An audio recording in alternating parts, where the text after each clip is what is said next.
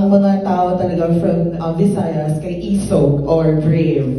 Mayroon kami mga panukala, and the youth in Visayas have been the forefront of different campaigns and rally. For example, sa atong mga igsuon sa Bacolod or sa Negros Occidental, they've been the forefront of the campaign against their harmful palm oil plantation and canduni. And their voices have been significantly impacted the awareness dissemination in the community, and also in pressuring the government and doing something against the issue, because this is not just inherently bad, but also good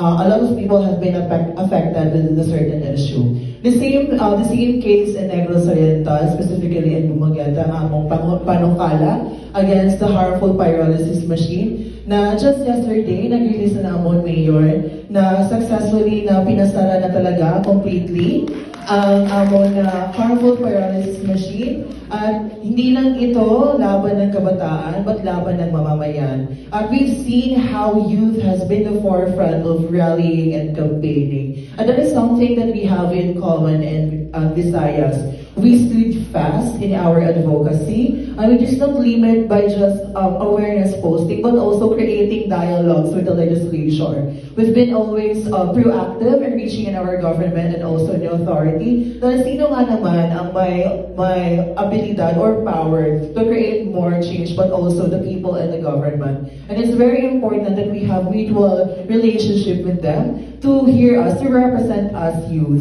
And I do think by that, we're not just in lobbying policy, but also mutually giving out respect. Kasi yung simple respect, not just to ourselves in representation, it also would ripple down to the respect of the environment. Yun lang po, at maraming salamat.